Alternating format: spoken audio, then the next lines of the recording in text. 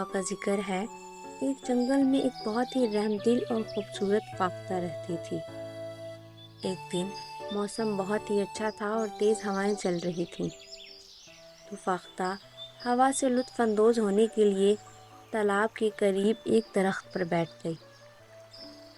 جب وہ وہاں بیٹھی تھی تو اچانک ہی اس کی نظر ایک اڑتی ہوئی شہد کی مکھی پر پڑی، جو اچانک ہی ہوا کے ایک جھونکے کی وجہ سے تالاب کے اندر گر گئی۔ شہد کی مکھی نے اڑنے کی بہت کوشش کی، لیکن اس کے پر پانی میں بھیگ چکے تھے، تو وہ پانی میں ڈوبنے لگی۔ فاختہ نے جب اسے ڈوبتے دیکھا تو فوراً ہی درخت کا ایک پتا توڑ کر شہد کی مکھی کے آگے رکھ دیا۔ تو شہد کی مکھی اس پتے پر چڑھی اور اپنے پر خشک کرنے کے بعد وہاں سے اڑ گئی۔ اس نے فاختہ کا شکریہ ادا کیا اور وہ فاختہ کی بے حد احسان مند تھی، کیونکہ فاختہ کی وجہ سے آج اس کی جان بچ گئی تھی۔ اور اس کے بعد کئی دن گزر گئے۔ فاختہ اپنی زندگی میں اسی طرح سے مصروف تھی۔ ایک دن اس طرف ایک شکاری آ نکلا۔ فاختہ کو شکاری کے آنے کا بالکل معلوم نہ ہو سکا اور وہ بے خبر درخت پر بیٹھی ہوئی تھی۔ تبھی شکاری کی نظر اس فاختہ پر پڑی تو اس نے فوراً ہی اپنی بندوق نکالی اور فاختہ پر نشانہ تان لیا۔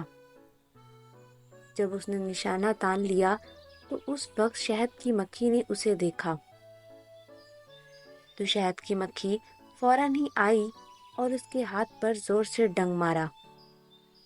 اسی لمحے درد کی وجہ سے اس کے ہاتھ سے گولی چل گئی، لیکن اس کا نشانہ خطا ہو چکا تھا۔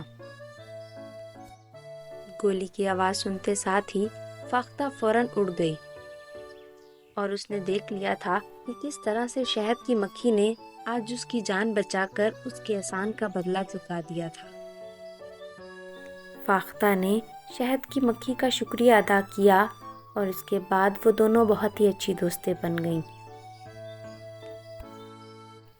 تو پیارے بچوں، اس کہانی سے ہمیں یہ سبق ملتا ہے کہ اگر ہم کسی کے ساتھ اچھائی کریں گے تو انشاءاللہ اس کے بدلے میں ہمیں بھی اچھا پھل ملے گا، بالکل اس طرح سے جس طرح سے فاختہ نے شہد کی مکھی پر احسان کیا اور پھر اس کے بعد شہد کی مکھی نے بھی فاختہ پر احسان کر دیا۔